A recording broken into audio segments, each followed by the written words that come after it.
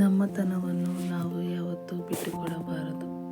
ಅದೇ ರೀತಿ ಬೇರೆಯವರ ತನವನ್ನು ಗೌರವಿಸಬೇಕು.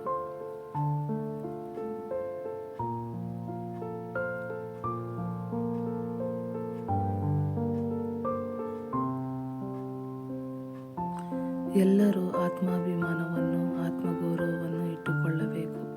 ಯಾವತ್ತೂ ಅದನ್ನು ಬಿಟ್ಟು ಬದುಕಬಾರದು. ಬಿಟ್ಟರೆ ನಮ್ಮನ್ನು ನಾವು ಸಾಯಿಸಿಕೊಂಡಂತೆ.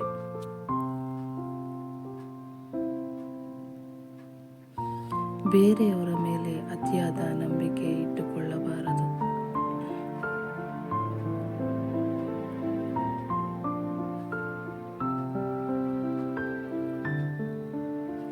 ಯಾರ ಜೊತೆಯಲ್ಲೇ ಆಗಲಿ ಅತಿಯಾದ ನಂಬಿಕೆ ಇರಬಾರದು ಮತ್ತು ಅವಲಂಬನೆ ಆಗಬಾರದು. ಮುಂದೊಂದು ದಿನ ಅವರಿಂದಲೇ ನೋವು ಮತ್ತು ಅವಮಾನಕ್ಕೆ ಒಳಪಡಬಹುದು.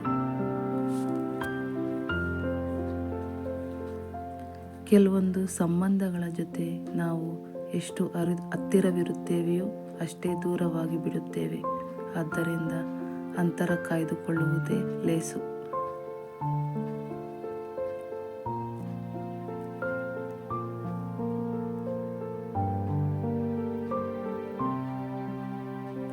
ಯಾವುದರ ಮೇಲಾಗಲಿ ಯಾರ ಮೇಲಾಗಲಿ ಅತಿಯಾದ ಆಸೆ ಬೆಳೆಸಿಕೊಳ್ಳಬಾರದು. ಇದರಿಂದ ನಿರಾಸೆಯೇ ಸಿಗುವುದು.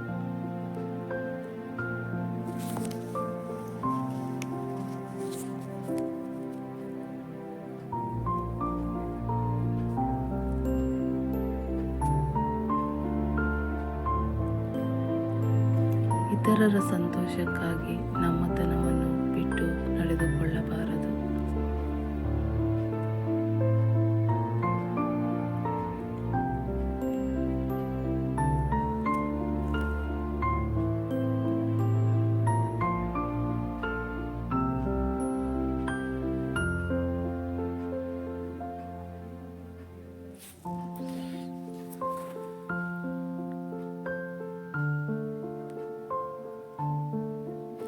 ಹತ್ತು ಜನ ಅಪ್ರಾಮಾಣಿಕರ ಸಹವಾಸ ಮಾಡುವ ಬದಲಿಗೆ ಒಬ್ಬಂಟಿಯಾಗಿರುವುದೇ ಲೇಸು.